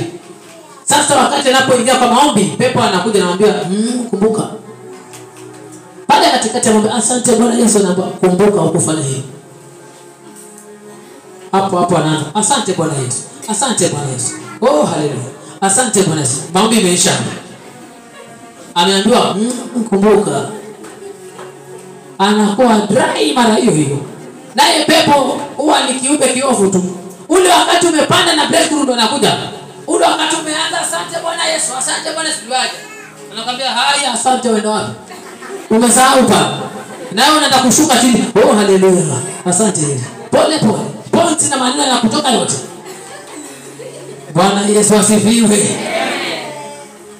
Maana kilicho cha ukweli, lakini akikuhukumu na kitu ambacho ni cha uongo, unapata anaishiwa na ujasiri mwenyewe, maana wote utapata nguvu, hata affect breakthrough yako. Lakini ukiona pepo ana affect breakthrough yako, kuna kitu umekifanya si kizuri. Bwana Yesu asifiwe. Mmenipata vizuri? Nguvu za mahali hufanya mbegu ikamea. Nguvu za moyo wa mtu hufanya mtu akakuwa kiroho. Nguvu za moyo wa mtu kiroho kulipokea neno la Mungu. Shamba, mioyo yetu ni shamba. Neno la Mungu ni mbegu, likipandwa likimea vizuri ndani yako. Kama moyo wako ni udongo mzuri, hata kama ni Mkristo wa miezi mitatu unapanda. Bwana Yesu asifiwe. Niliwahi ambiwa na mganga kwamba nitakuona kama mimi na wewe, nani mwenye aliona jua kibele. Mtoto wa juzi na kuchanja wewe. Sasa hivi akifanya mwokoka, nilikuwa na miezi mitatu na naweza funga siku 4 kavu. Bwana Yesu asifiwe. Na hapo nilimwambia nenda kuongeze pia nyingine ya macho, bila hivyo hutaniona, utaona zuka wewe. Huyu ni Mkristo wa miezi mitatu. Bwana Yesu asifiwe. Na hivi ndivyo ambavyo inatakikana Kristo aweze kukomaa hatua baada ya hatua. Ukiona Kristo ana shida kwenye neno la Mungu, shida si yeye, moyo una shida. Bwana Yesu asifiwe. Hakui kiroho. Ana miaka yote, lakini akifika wakati wa neno la Mungu masumbufu karibu yote. Bwana Yesu asifiwe. Chao na wale jamaa wanakuaje? Wale pelikimo wale. Akiwa ameketi akifunike hivi vizuri, unaweza ukaanza ukimwongelesha hivi. Wewe ukimwangalia utafikiri ni mtoto, lakini ukimwongelesha sauti itakujulisha ni mtu mzima. Usikie unaongea nani hapa. Lakini akisimama amefika hapo. Wewe unafikiri ni mtoto, lakini sauti imekuwa. Bwana Yesu asifiwe. Paulo alisemaje? Maziwa ni ya mtoto mchanga, lakini chakula kigumu ni cha mtu mzima. Alikuwa analeta maana ya Kristo kukua kiroho. Kwa sababu usipokuwa kiroho, nguvu zako zitakuwa dhaifu kiroho. Bwana Yesu asifiwe. Pointi nyingine zibaki pointi 2.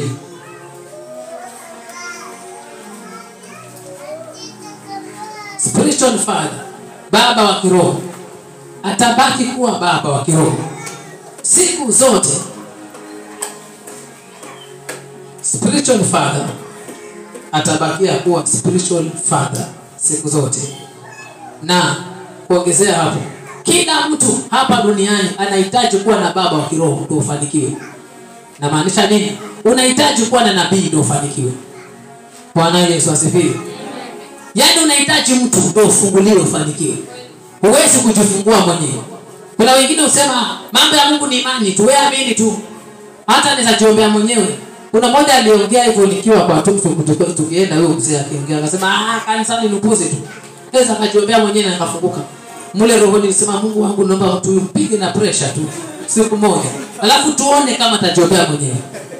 Bwana Yesu asifiwe. Maana aliongea kufuru sana. Anaongea tena alikuwa na mwenzake. Wakaongea kikisi mpaka mwisho kuongea Kiswahili.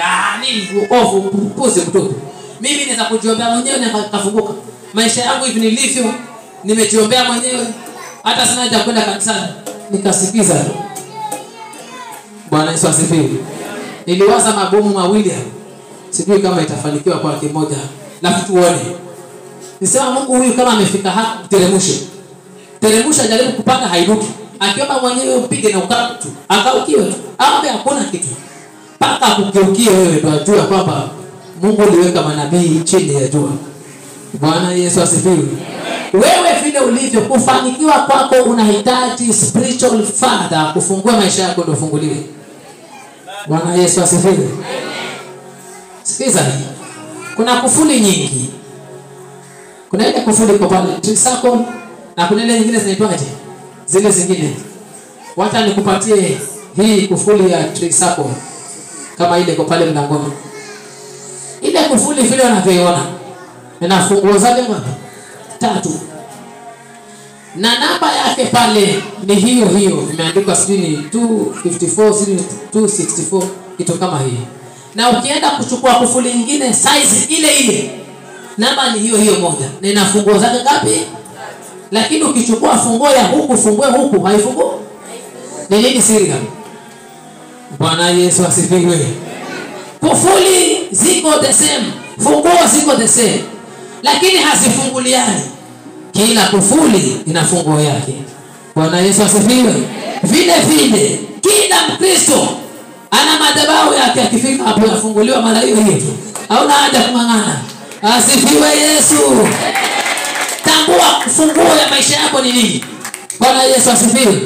Ukijua funguo ya maisha yako ni nini, usiogope gharama. Hata kama unatoka Bombolulu, njoo. Bwana Yesu asifiwe. Ili mradi roho yako imejua ya kuona kwamba this is my key, wacha niende. Ukifika hapo utafunguliwa mara hiyo hiyo. Bwana Yesu asifiwe. Walikuwa wenye ukoma wengi, lakini hakuna aliyetakaswa ni Naamani. Tena wapi? Israeli. Bwana Yesu asifiwe. Alikuwa ni mwanajeshi, amiri mkubwa wa jeshi la Washabi, lakini kii yake ilikuwa kwa nani? Kwa Elisha. Bwana Yesu asifiwe. Muulize mtako, unajua funguo? Nipe funguo. Naomba nipe funguo ya maisha yangu. Funguo.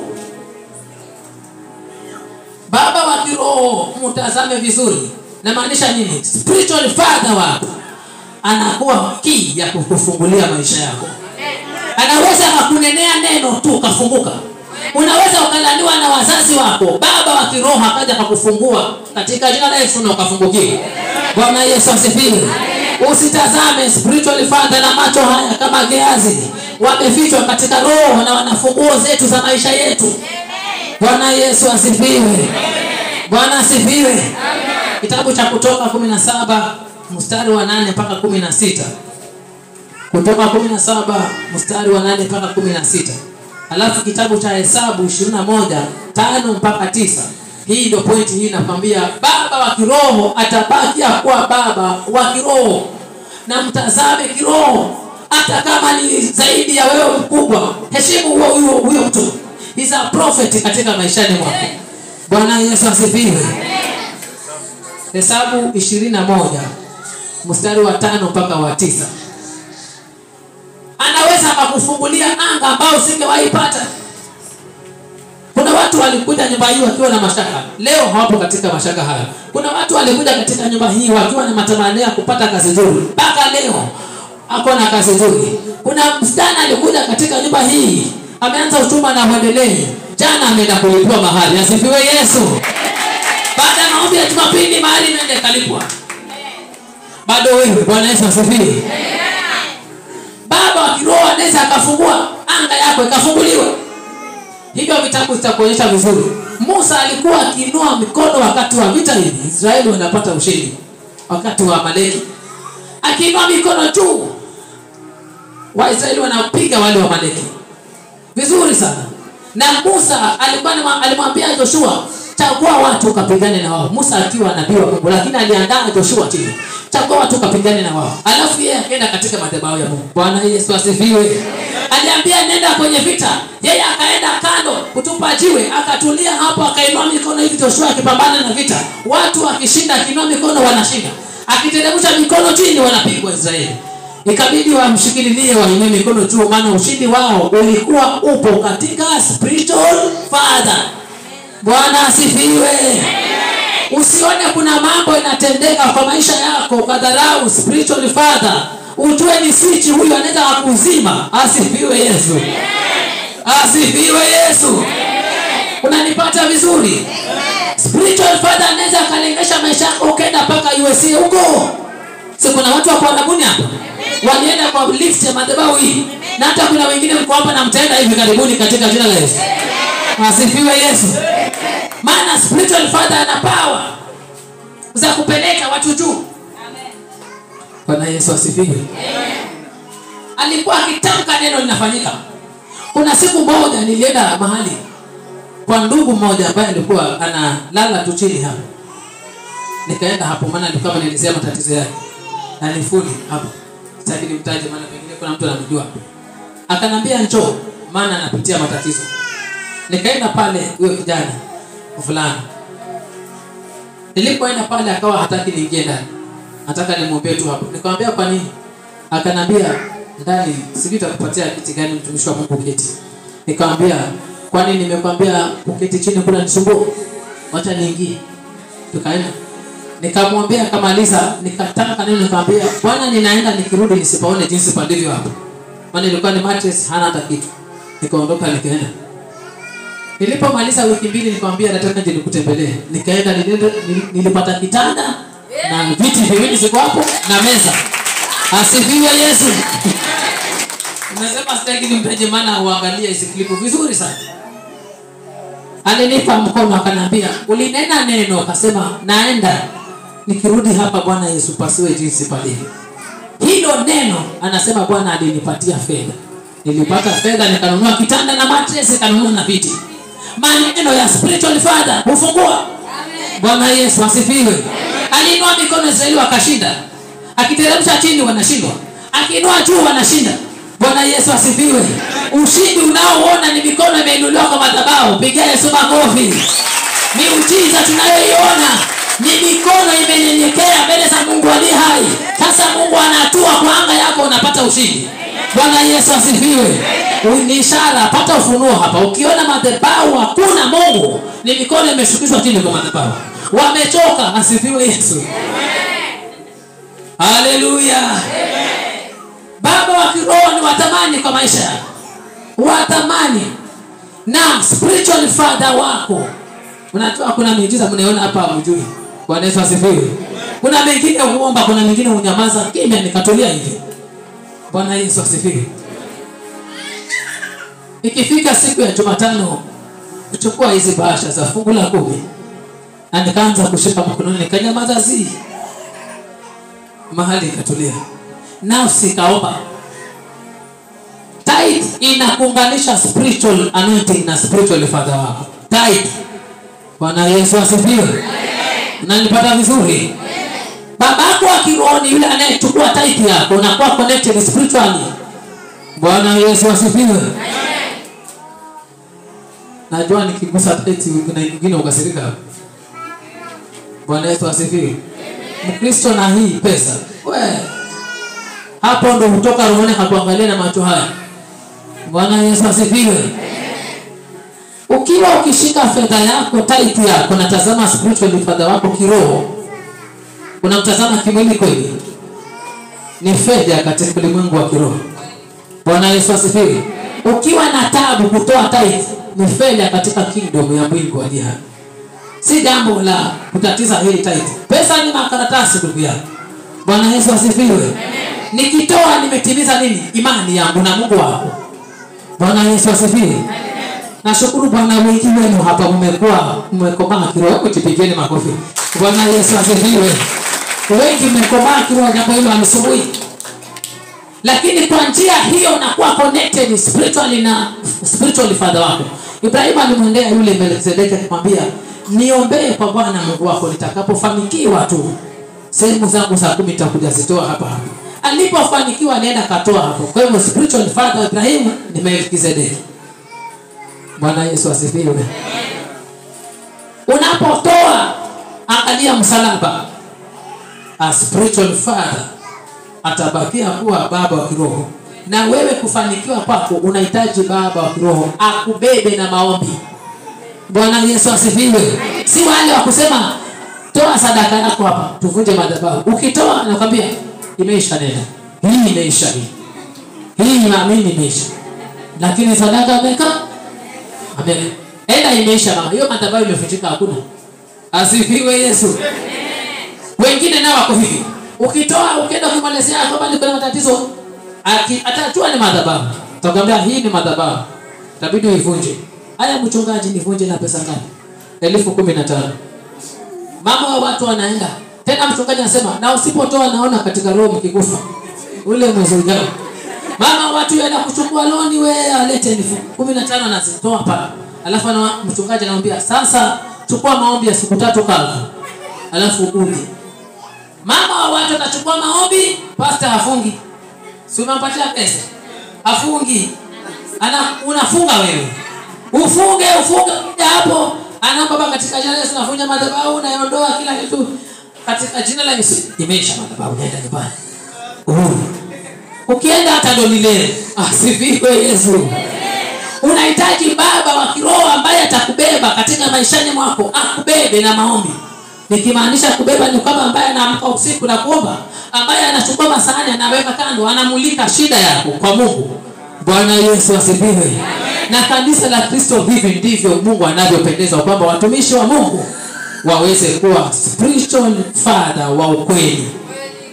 Bwana Yesu asifiwe. Si pesa tu, thamini mtu afunguliwe, ndio mengine baadaye. Bwana Yesu asifiwe. Hii point hii ni chungu hii. Asifiwe Yesu. Thamini mtu afunguliwe, achana na pesa. Asifiwe Yesu.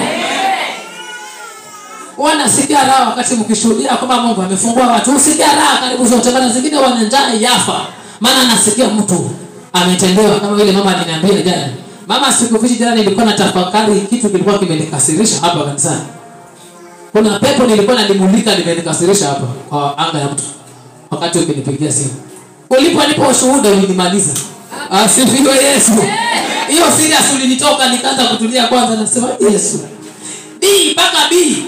Wewe ni mwanaume wa wanaume. Bwana Yesu asifiwe. Nikasikia furaha kidogo, katulia. Lakini nilikuwa nimekasirika. Nikimuuliza Mungu, mbona ile aliondoke hili? Kwani Mungu anashindwa kuliondoa hili? Na kama utaliondoa itakuwaje? Bwana Yesu asifiwe. Nasikia raha nikisikia shuhuda. Spiritual father ni yule ambaye anatafuta, anajua hakuna sima, anatafuta sima lete. Bwana Yesu asifiwe.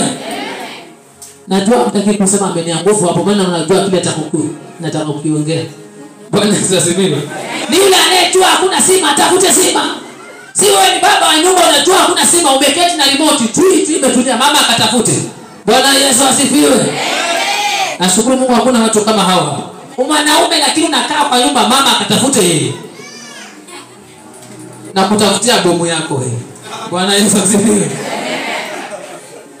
Mama wa watu atembea aenda, mwanamke amekaa nyumbani. Wa mama fungukeni macho pia na nyinyi. Bwana Yesu asifiwe. Wakija na mistari yenu wachunguze kiroho. Si wote wanakuja na mistari, mimi ni manager wa bank, niko na gari. Mwambie ni sawa, nimekubali uko na gari. Haya sawa, takujibu. Mchunguze vizuri. Wewe unamkubali maana amesema ni manager wa bank. Kumbe ni wale wa remote kwa nyumba. Tulie wewe uende kazini. Bwana Yesu asifiwe. Mwambie mwanzo umepata habari.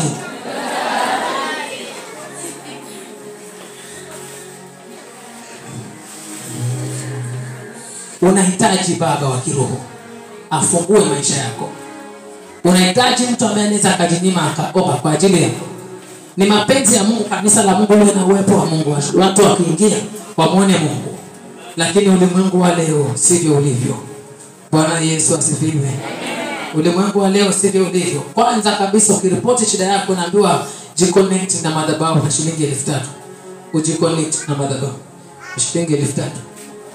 Wakristo wa leo na makuhani wa leo wamechukua ile desturi ya hospitali ya kwamba toa 2,000 ndio kamone daktari kwa consultation. Nao wameingiza kimpango katika kimungu, wanakwambia jiconnect na nini? Na madhabahu. Hiyo ni ile ya kuambiwa kuna nani na daktari muongee.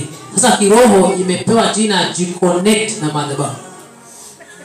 Asifiwe Yesu. Najua ni chungu hii, lakini ni hivyo. Asifiwe Yesu. Iliandikwa wapi kujiconnect na madhabahu? Iliandikwa kwa Biblia. Si hakuna. Hii ni ile hospitali. Jiconnect na madhabahu na shilingi 3,000. Ni ile ya kwenda kuona na daktari mwambie na meno na mwana hapa. Ni hiyo. Connection ya madhabahu ni tithe peke yake. Maana inaenda direct kwa kuhani wa Mungu na jiconnect na madhabahu hiyo. Hiyo ndio naitambua kwa Biblia. Bwana Yesu asifiwe. Mwambie mwenzako unahitaji baba wa kiroho. Kwa sababu usipopata baba hutaonwa, utaenda vile ulivyo na utapotea njia. Bwana Yesu asifiwe. Wengi wenu mmeteseka leo kwa sababu mmekosa spiritual father. Ninafundisha watu hapo. Hata wale wanatazama hii wanahitaji spiritual father. Bwana Yesu asifiwe. Pointi ya mwisho. Ili tuingie kama maombi. Kutochoka. Kutoogopa gharama. Kutochoka na kutoogopa gharama. Kitabu cha Mwanzo 26 mstari wa 12 mpaka wa 22. Nitakueleza maneno hayo vizuri anavyoongea kuhusu kutochoka na kutoogopa gharama kama Mkristo. Pointi ya kwanza umefaulu, maana kuna watu wanatoka mbali hapa wanakuja hapa kwa ajili ya mtafuta Mungu aliye hai. Aminini Mungu mtafunguliwa. Bwana Yesu asifiwe. Hizo gharama unazozitumia kufika hapa utafunguliwa tu. Bwana Yesu asifiwe. Mahali hapa kuna panaongea kuhusu Isaka alipokuwa ameenda kule mji wa Gerari. Alipofika pale watu wa Gerari wakamtazama, wakamwona mtu huyu ana nguvu. Walimtazama tu hivyo wakajua huyu mtu ako na nguvu huyu mtu. Yaani ana nyota. Nguvu ni kwamba ni nyota. Watu walikwambia injili ya nyota sio. Hapo mahali wanasemaje? Walimuona kwamba ana nguvu. Wakamwambia toka kwetu maana mtu huyo ana nguvu. Maana kile atakachokifanya kilikuwa kinafunguka. Wakasema huyu mtu anaweza akatushinda hapa. Wakamtoa. Walipomtoa akaenda akakumbuka visima vya babake, akaanza kuvifuata na kuvichimba. Alipoanza kuchimba wale wafanyakazi wake, maji yakaribia kutoka. Yakitoka wakagombana. Akamwambia haya tosha, chukueni nyinyi, haina haja tugombane. Akaenda akachimba kisima kingine. Wakagombana hivyo hivyo. Akasema haya tosha, haina shida, chukueni. Hakuchoka, akaenda akachimba kisima kingine. Akachimba mpaka maji ikatibuka vizuri. Hawakugombana. Akasema sasa hapa nitakiita Rehoboth. Bwana Yesu asifiwe. Waligombana lakini hakuchoka. Wakagombana mara pili lakini hakuchoka, akaendelea kuchimba. Mpendwa, wakati wa kiangazi wa kupanda wale mgumu. Bwana Yesu asifiwe. Lakini wakati wa breakthrough watu huanza kukujua wewe ni nani. Leo unamtafuta Mungu kwa taabu, kwa gharama zote. Watu hawaoni. Bwana Yesu asifiwe. Leo unatafuta kupona. Kuna mtu anafikiria hautapona. Lakini unatafuta kupona mpaka kwa fedha, kuvunja madhabahu. Lakini hauchoki. Watu wanakutazama. Lakini nakwambia hivi, usipochoka wale wanaokutazama kwamba utapona wanakuja kuona jinsi ambavyo umepona. Bwana Yesu asifiwe. Hakuogopa gharama kuchimba na wala hakuchoka. Unaweza ukawa unachimba ngurunga zenyewe. Yaani maisha yako hayako very tough. Na tunaomba hapa lakini bado anabaki ilivyo. Usivunjike moyo. Bwana Yesu asifiwe. Nimejifunza kutoka mahali hapa kuomba na watu kutoka mwaka mpaka mwaka mtu ndo akajibiwa.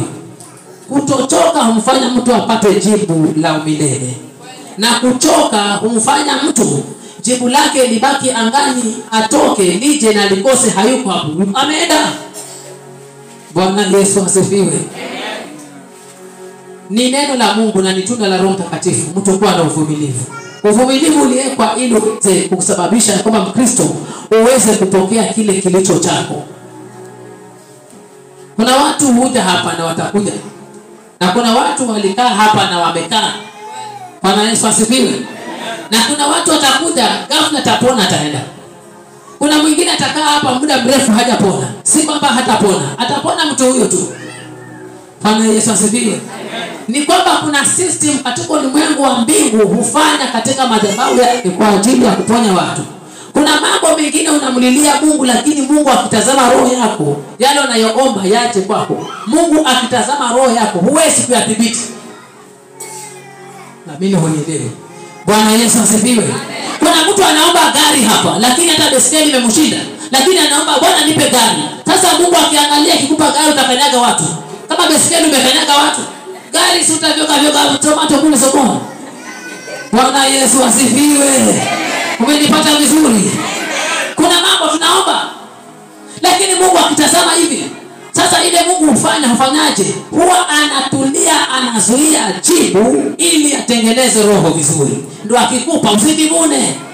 Maana wengine mkapewa gari hapa utashuka na funguo kilo moja upikie watu mbinja wanashuhudi sawa unapiga mbinja. Wakuangalie na kufuku kwa gari. Ndio fungue ili kilo moja akone ni wewe umeshuka kwa gari. Asifiwe Yesu. Maana roho inashindwa kudhibiti. Ushaona yule mtu ambaye analilia viatu vya kodokodo vya juu na hata kwa kutembea navyo? Siku kiupa tutamuona atabaki. Asifiwe Yesu. Anaenda huko. Bwana Yesu asifiwe.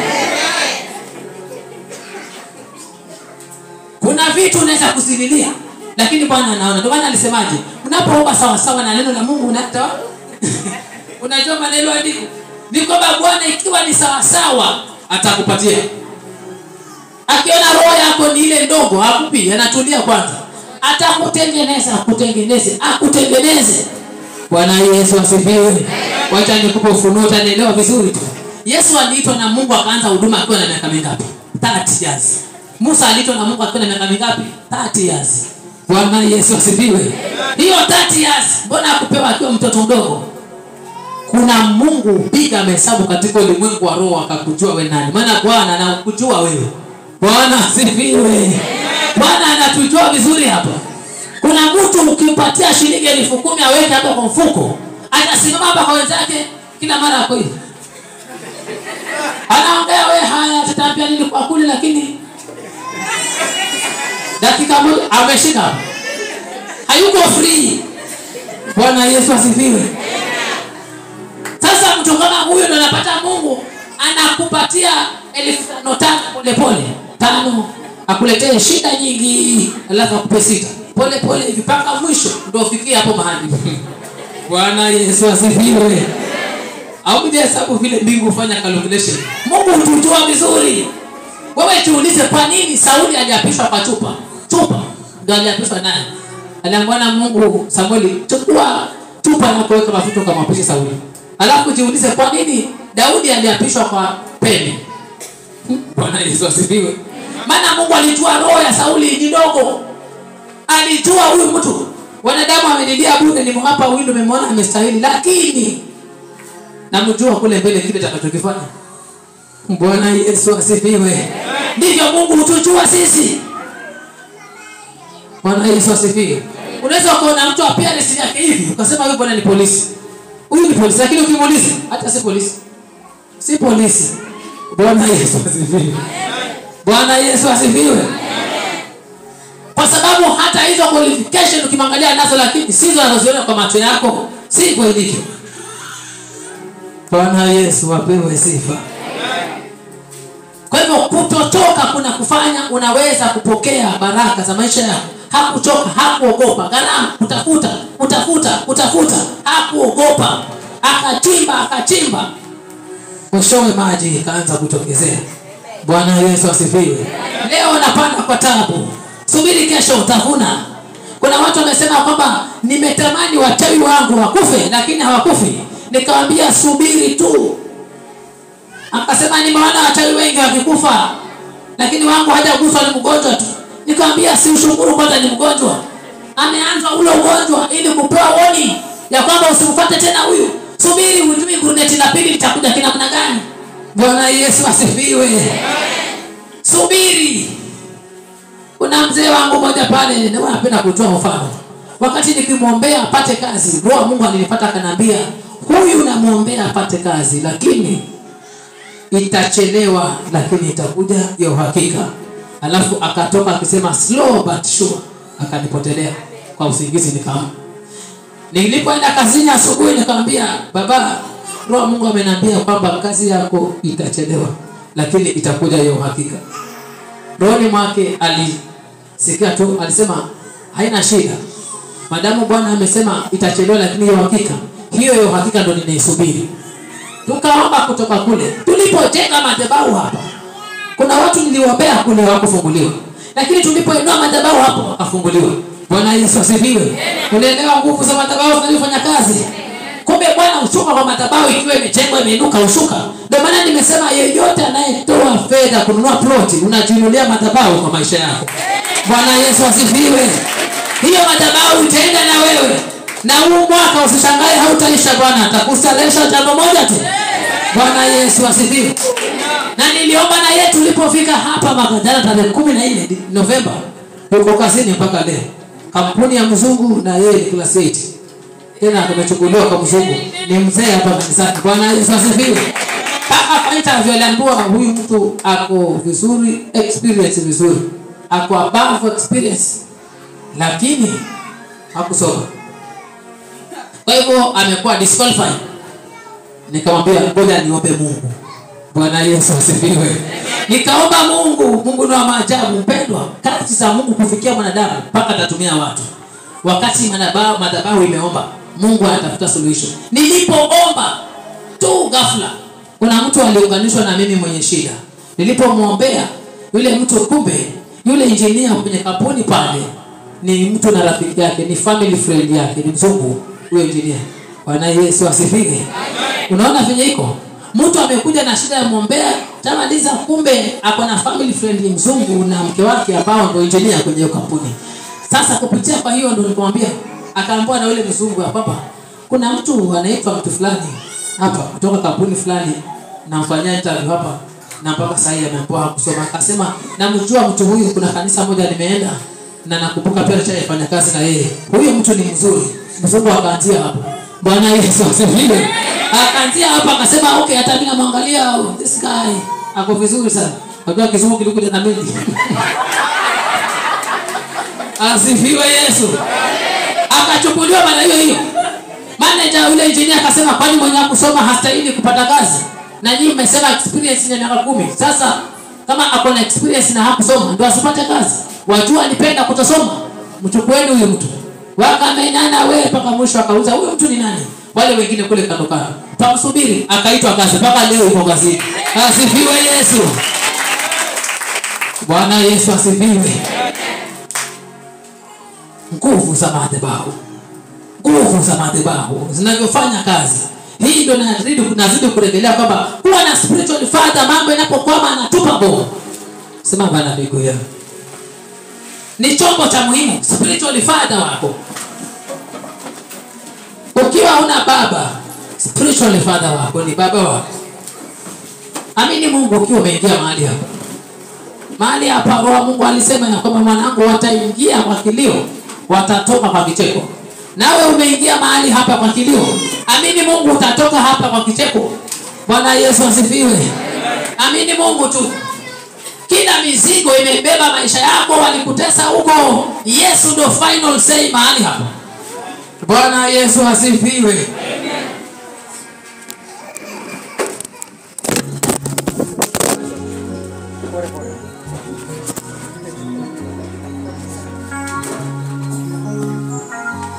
Amini Mungu, nataka tuingie katika maombi. Tutaingia katika maombi, tutamuomba Mungu. Na tukimaliza kumwomba Mungu ndivyo nitaweza kuwaita wenye mahitaji hapa. Nakupa nafasi ya wakati huu jimimine mbele za Mungu aliye hai. Achilia moyo wako mbele za Mungu aliye hai. Yesu ndiye final say. Usiangalie yale ambayo umeyapitia. Usiangalie yale ambayo uko nayo. Na kama utayatazama, yapeleke mbele za Mungu katika uwepo huu mahali hapa. Kuna tawaliwa na